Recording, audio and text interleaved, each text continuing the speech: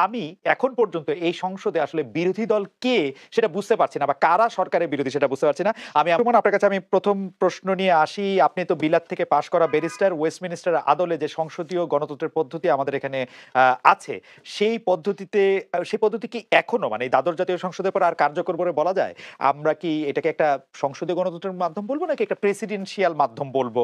কারণ হচ্ছে যে আমি এখন পর্যন্ত এই সংসদে আসলে বিরোধী দল কে সেটা বুঝতে পারছি না, বা কারা সরকারের বিরোধী সেটা বুঝতে পারছি না। আমি আমার কলিগদের সাথেও কথা বলছিলাম, তারাও খুব ভালো বুঝতে পেরেছেন ব্যাপারটা এরকম না। বেশ সাইদুল হক, আপনি যদি আমাদেরকে একটু সাহায্য করেন যে এই সংসদে বিরোধী দল কে, বা এটা আসলেই একটা সংসদীয় গণতন্ত্রের অবস্থা আছে না একটা প্রেসিডেন্সিয়াল গভর্নমেন্টের জায়গায় চলে এসেছে ব্যাপারটা?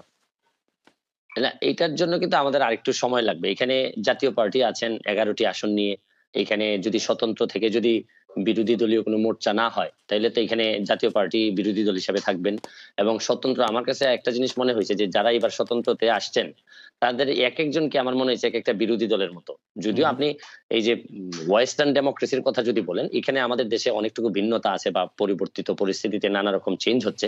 তবে আমার কাছে মনে হয় যে জবাবদিহিতা থাকার মতো যথেষ্ট সুযোগ এবার আছে। জাতীয় পার্টিকে আপনি বিরোধী দলের কথা বলছেন, কিন্তু জাতীয় পার্টিকেও কিন্তু বর্তমান যিনি প্রধানমন্ত্রী আছেন, যিনি সরকার গঠন করেছেন, তিনি ২৬টি আসন এমন ভাবে ছেড়ে দিয়েছেন যাতে তারা নির্বিঘ্নে পাশ করে আসতে পারেন। নৌকার মনোনীত প্রার্থীদের প্রত্যাহার করা হয়েছে, তাদেরকে দেওয়া হয়েছে। জাতীয় পার্টিকেও কি বিরোধী দল বলা যাবে?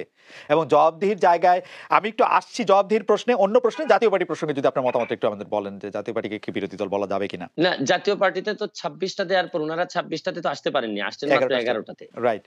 ১১ টাতে আসছেন। মানে এখানেও তো একটা ছাঁকনির মধ্যে মানে পড়ে গেছেন তারা, ১। হুম, আর 2nd হচ্ছে গিয়ে যে আমার একটা বিশ্বাস কি জানেন? হুম, বিরোধী দলের কনসেপ্টটা কিন্তু আপনি একটা ডোমেস্টিক বিরোধী দল থাকলে খুব একটা হুম, লাভ হয় না। হুম, আপনাকে বিরোধিতা করতে হবে।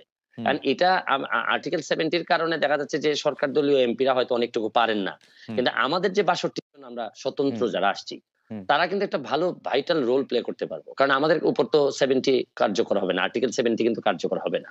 সুতরাং এখানে আপনি জাতীয় পার্টিকেও আমি মনে করি যে জাতীয় পার্টির ছোট আঙ্গিকে হলেও সাথে যদি স্বতন্ত্ররা থাকেন, তাহলে আপনারা একটা প্রাণবন্ত একটা সংসদ দেখতে পাবেন বলে আমার বিশ্বাস। কিন্তু